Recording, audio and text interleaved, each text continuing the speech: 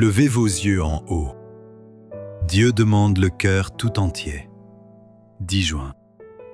Car je te prescris aujourd'hui d'aimer l'Éternel, ton Dieu, de marcher dans ses voies et d'observer ses commandements, ses lois et ses ordonnances, afin que tu vives et que tu multiplies, et que l'Éternel, ton Dieu, te bénisse dans le pays dont tu vas entrer en possession. Deutéronome 30, 16. Lorsqu'un homme est vraiment converti, son goût moral change. Dans toutes ses dépenses, il n'aura qu'un but.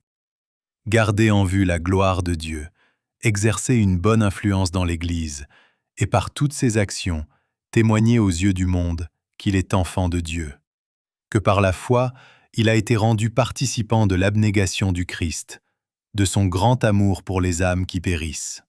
Il aura constamment peur de brandir l'étendard du monde à la place de la bannière de Jésus-Christ.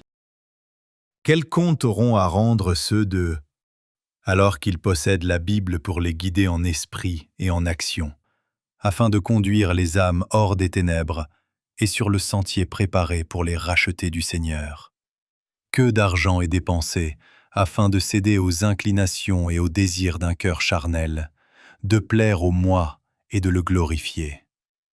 Que de ressources utilisées au profit du moi pourraient couler dans le trésor du Seigneur. Et au jour du jugement, ces pauvres âmes tentées qui ont vécu pour leur plaisir personnel verront ces choses comme Dieu lui-même les a estimées. Elles verront comment elles auraient pu épargner et secourir si elles n'avaient pas été aussi absorbées par leur moi. Celui qui a connaissance de la vérité a un travail à accomplir afin de se mettre au diapason du Christ. Vous êtes ouvriers avec Dieu. Le salut de l'âme doit primer toute autre considération. À quel point il s'élève au-dessus de toutes les autres entreprises est mesuré par la croix du calvaire. Dieu a donné du travail à tous. Personne ne doit rester oisif. Personne ne doit se montrer égoïste, égocentrique. Il est très facile de le devenir, et Satan travaille constamment pour que cet esprit égoïste se manifeste parmi les chrétiens de profession. Je voudrais pouvoir faire comprendre à l'Église à quel point il est terrible pour des hommes de se prétendre chrétiens, alors que, au lieu de se diriger vers le ciel, ils pensent et ils agissent selon les plans de Satan, car celui-ci peut se servir d'eux pour détourner les autres de la vraie piété et d'une œuvre chrétienne zélée.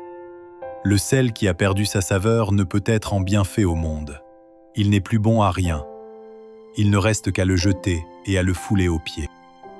Qui porte l'armure de Jésus-Christ? Qui sont les soldats fidèles et bien disciplinés, travaillant et marchant sous la bannière? Dieu a fait de nous ses économes, et on s'attend qu'un économe soit trouvé fidèle. Dieu demande le cœur tout entier.